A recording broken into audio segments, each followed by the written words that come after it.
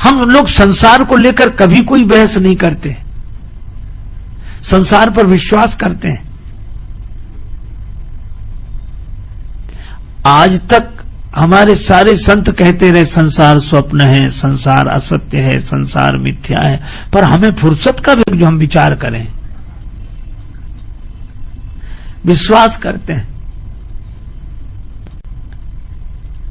अच्छा देखो, बाल कटवाने जाते हैं, आपके सामने ही वो साबुन लगा के अपना छुरा तेज करता है,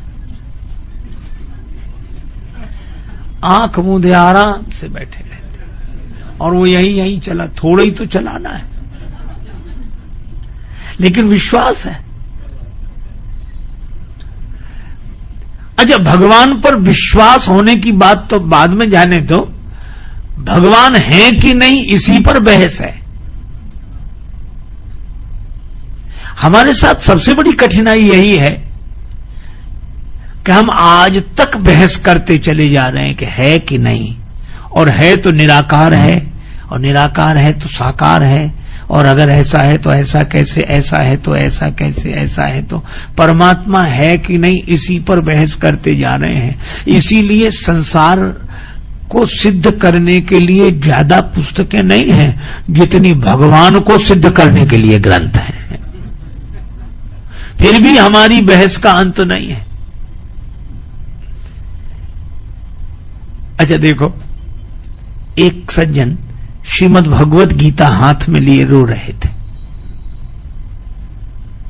दो सज्जन निकले कि ये गीता को हाथ में लेकर रो क्यों रहा है। श्रीमद् भगवत गीता के उपदेश ने तो रोते हुए अर्जुन को धीरज बंधाया, ज्ञान दिया, और यह गीता हाथ में लेकर रो रहा है। दूसरे ने कहा हो सकता है बेचारे को संस्कृत नहीं आती होगी, इसलिए उसे कुछ समझ में नहीं आता क्या लिखा है। एक ने कहा ऐसे नहीं, इसे पूछ तो लो। उससे पूछने गए कि भैया तुम क्यों रो रहे हो। कहा मुझे रोने, तुम अपना काम करो, जाओ। कहा नहीं बताओ फिर भी तुम क्यों रोते हो। तो उसने कहा कि गीता से मुझे कोई लेना देना नहीं, श्रीमद् भगवत गीता के ऊपर जो भगवान का चित्र है, भगवान अर्जुन को उपदेश दे रहे हैं, रथ में बैठे, आगे घोड़ों को पकड़े हुए हैं रस्सी, और पीछे देख रहे हैं। तो वह कहता है कि हम ये कह रहे हैं कि अर्जुन समझने का नाम नहीं लेता, और भगवान कब से गर्दन टेढ़ी किए हुए हैं, इनको कितना दर्द होता होगा, हम यही सोच सोच कर रो रहे हैं।